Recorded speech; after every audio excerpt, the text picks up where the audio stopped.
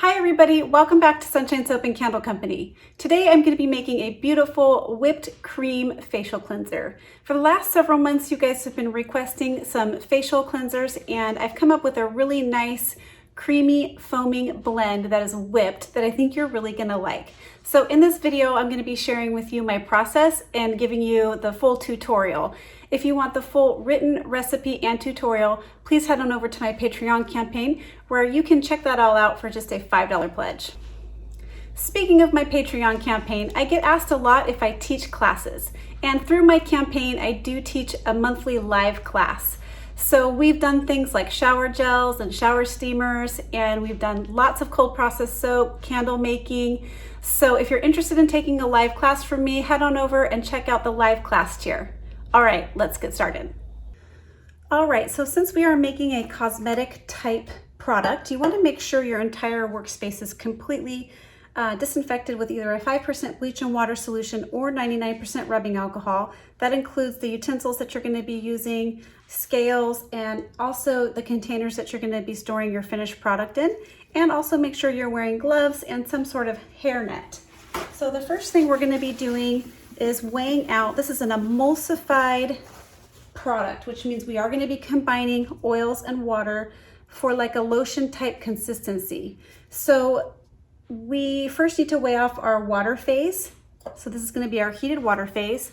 And I've already weighed off my distilled water into this beaker. So you want to use distilled or purified water.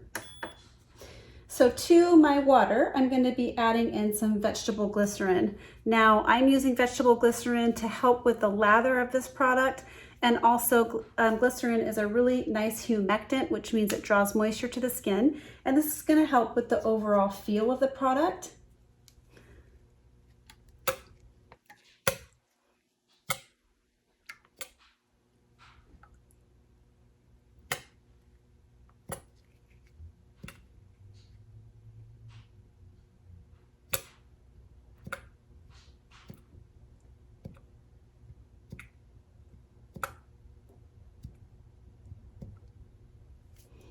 Okay, and to my glycerin, I'm going to be adding in some cocoa betaine. This is called Bubble Up from Crafter's Choice, and this is a mild, liquid, plant-based surfactant, and this is going to help with the cleansing property of the product and also with the foaming action. So we're just putting this right into the water phase.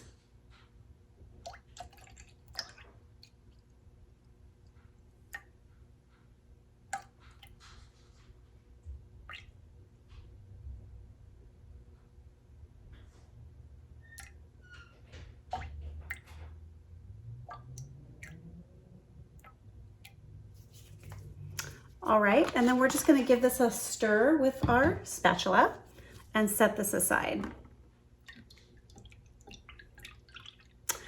The cocoa betaine also has some emulsifying properties to it.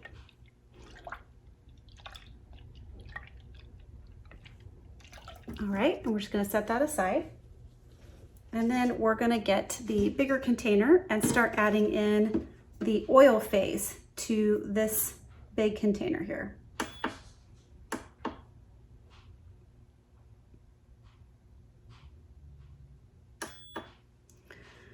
So we are going to be using some turmeric shea butter.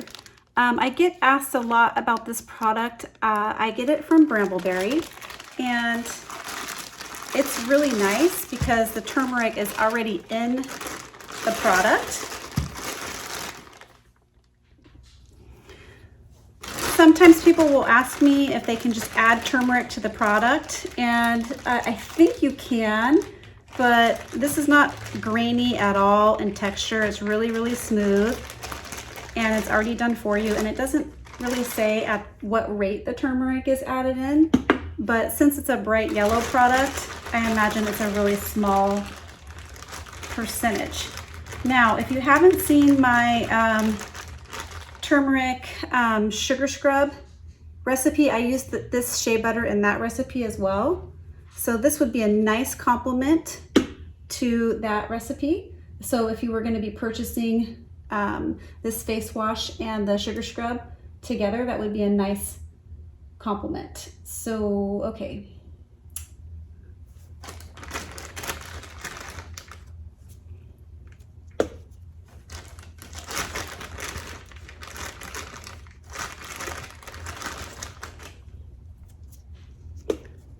And this is also what is going to give our product a nice light color and also some structure. So we're going to be adding in the shea butter, and now we're going to be adding in some polysorbate 80. And I suppose the polysorbate 80 is an optional product, but I like it in this formula because it is a surfactant and an emulsifier. So it's actually going to help with the cleansing properties, and it's going to help lift the oil off the skin and down the drain. And it does kind of help a little bit with the foaming, just a little bit. So we're going to be adding in some polysorbate 80.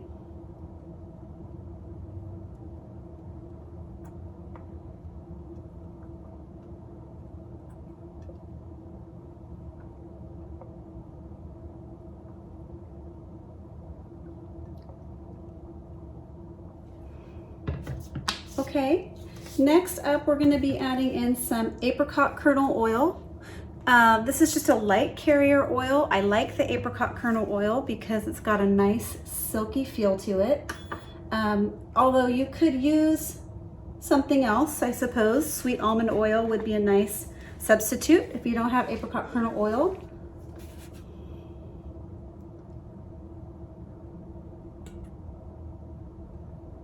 Grapeseed oil would be a nice substitute as well.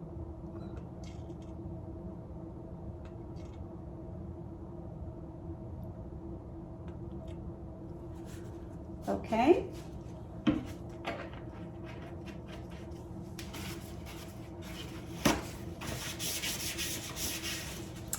Next up is going to be our emulsifiers. So this is what's going to combine our oils and our waters together, and every emulsifier that you buy actually brings a little bit different kind of feel and properties to your end product. So I'm using the Cream Maker blend. I'm also going to be using some BTMS 50. So the reason I'm using the Cream Maker blend is because it's got the glyceryl stearate and the peg stearate. It makes the overall product really creamy, thick. It helps to lift dirt and oil away from the skin, but also leaves the skin feeling really, really nice. It also adds structure and some thickness to the product. So we're making a really thick, kind of creamy whipped consistency. So this is a nice emulsifier to use. So I'm using this as the main emulsifier.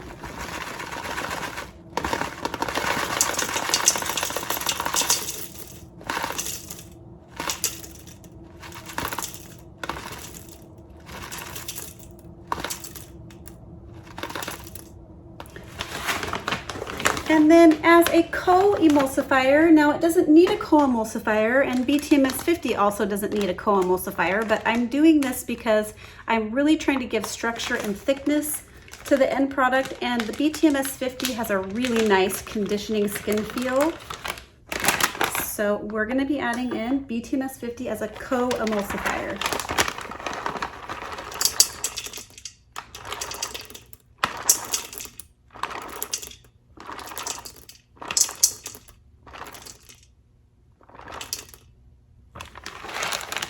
Okay, and then to this, we're going to be adding in some cetyl alcohol. Now, cetyl alcohol in combination with the emulsifiers that we're using is a really, really nice product. It has a really nice skin feel. There's no drag to it. So we're using this instead of stearic acid today because stearic acid does kind of have a bit of a draggy feeling to it. Although you could use stearic acid in place of this if that's all you had on hand.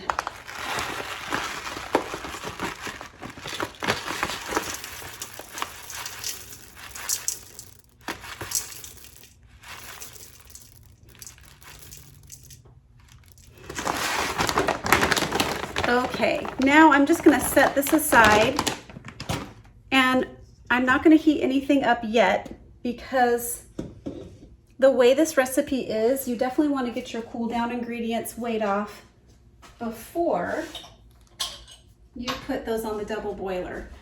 And that will make more sense in just a little bit. So we're going to be adding in some buckthorn extract. Buckthorn extract is a really good anti-aging product. It's got lots of vitamins.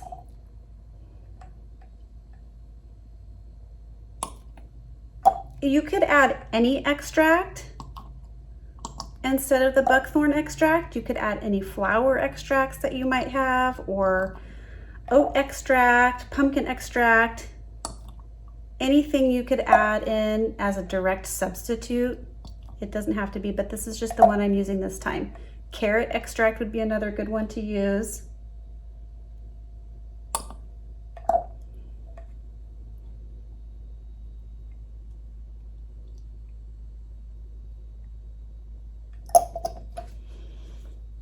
Okay, and then to this I'm going to be adding in some fragrance oil.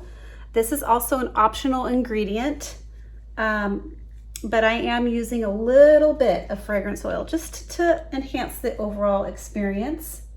And I am using today pineapple papaya from Brambleberry. And oh my gosh, one of my new favorite smells. It smells so fruity and tropical.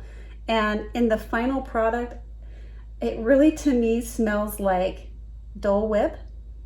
If you've ever been to Disneyland or your state fair and had those frozen whippy concoctions called Dole Whip, that's what it smells just like to me.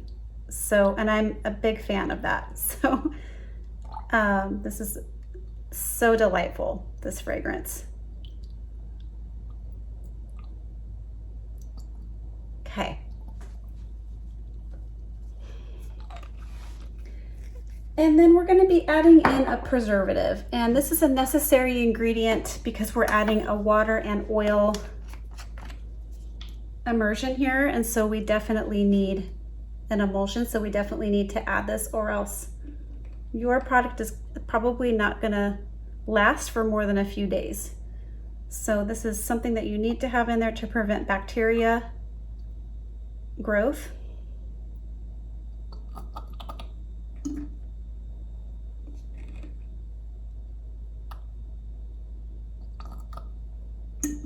Okay, and then I'm just going to stir my cool down ingredients, and I'm going to set these aside. Then we're going to take the heated oil phase and the heated water phase of this formula, and we're going to put this over a double boiler. I do not recommend microwaving this at all, actually, because a couple reasons. There is glycerin in the water phase, and it's really not a good idea to pop any type of glycerin type product into your microwave. You do not want it getting too hot. Also, we're using shea butter, and we don't want the shea butter to get too hot. So but we also need this product to be a very controlled temperature, because this is a little bit more of an advanced type of an emulsion. You have to be kind of familiar with emulsions to get this right. And so we need the temperature to be right around the 170 range when we combine the oils and the waters, but we don't want it much hotter than that because we don't want to scorch our shea butter. So I'll bring you back when this is all melted down to 170 degrees.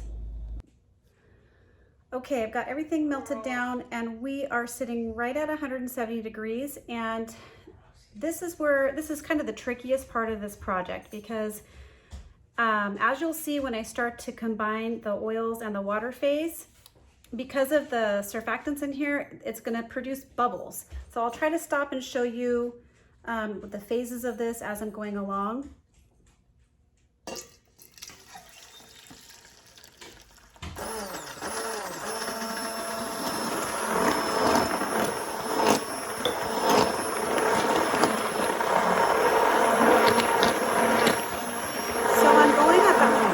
About high speed, but as you can see, I've got a lot of bubbles. Don't worry about that. You want to go on about high speed for 3 or so minutes. reason why we needed the mix to be 170 degrees is because we do need this to stay kind of liquidy, because it is going to thicken up quite a bit. We need it to stay kind of liquidy so we can incorporate in our cool down ingredients. All right, I'm just going to stop and scrape down my sides a little bit here. You want to emulsify, or you want to blend this until the bubbles disappear. So I'll show you what that looks like when we get to that point. And the mixture does get quite sticky.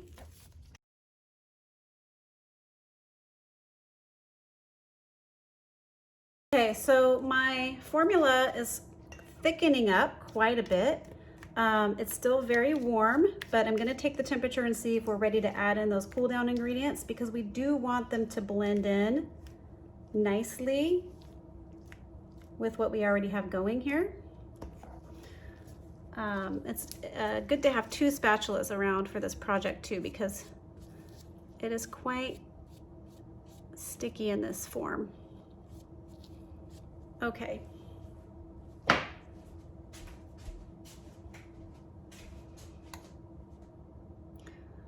So we're sitting at 116 degrees, 115 degrees. So we're going to go ahead and add in the cool down ingredients. As you can see, most of the bubbles are popped in or incorporated now into this thick, creamy mixture, and it looks opaque. So if you have any separation at this point, you definitely want to just keep blending and keep going until you don't.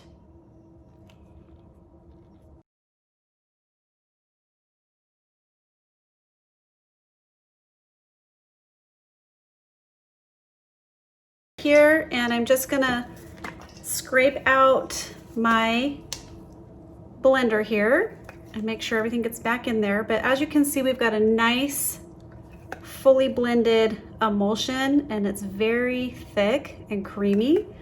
So we are gonna let this cool down quite a bit before we come back to whip it. So I'll bring you right back for that when we're ready to whip the product. Okay, we're sitting right at 100 degrees now, and I just want to show you the consistency of this. It's already holding like stiff peaks when you use the spatula on it. It's just a really gorgeous formula. So we're going to go ahead and begin to whip and incorporate some air into this product. And to do that, I'm going to be using a different attachment on my stick blender. I'm going to be using the whisk attachment for my stick blender. Of course, you can use a regular electric hand mixer or a KitchenAid mixer. Because this is not such a huge batch, I didn't want to put it in my KitchenAid mixer because I was afraid it wouldn't reach the bottom all the way. So really, you just whip this to the consistency that you like. So this should incorporate air and increase in volume some.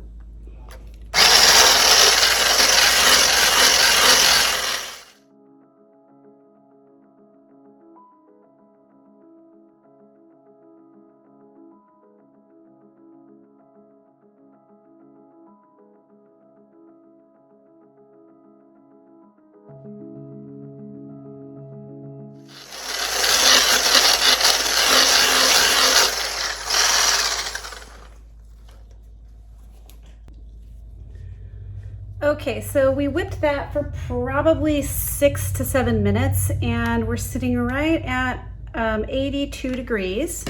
So I just want to scrape down my sides and show you what the consistency looks like. It's so gorgeous. So take a look at that. What a nice, beautiful whipped consistency. So we are actually going to be piping this into our containers because it is quite messy otherwise. And the containers that we're using are going to be some 4-ounce PET containers, and 4 ounces might seem kind of small. However, this is a very decadent product, and a little bit goes a long way. So I will be right back to show you how we're going to pipe it into the containers. All right, we're ready to go ahead and pipe. I'm using a reusable piping bag that I just got from a local food supply store, and an large open star tip. We're just going to start piping.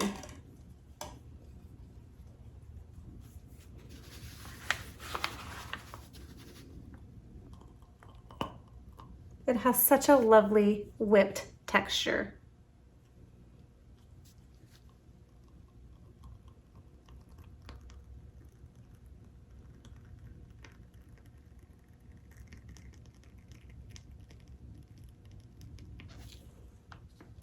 So gorgeous and light and fluffy. Okay.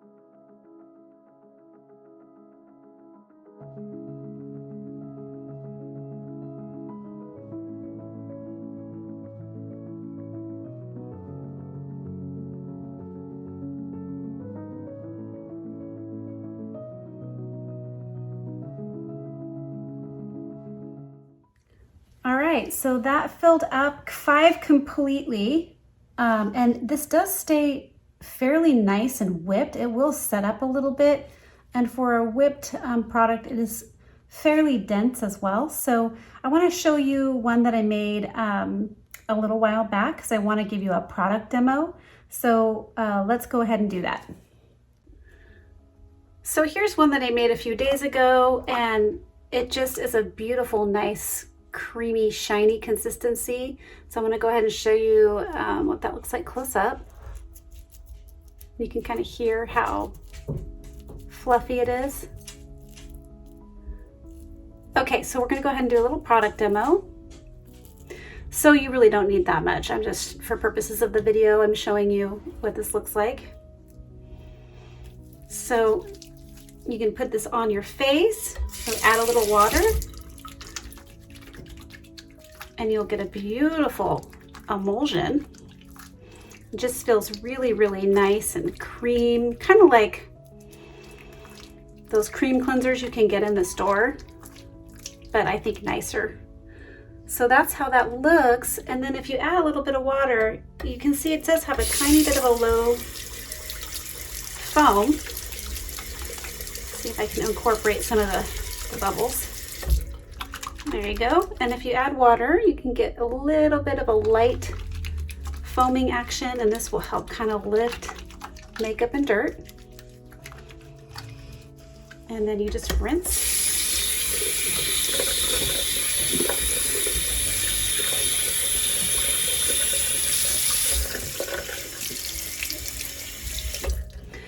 All right, everybody, and that's how you make a gorgeous, creamy, foaming cleanser. If you like that video, please remember to give me a like, comment, subscribe. All of that really helps out my channel, and I'll catch you on the next video. Keep shining.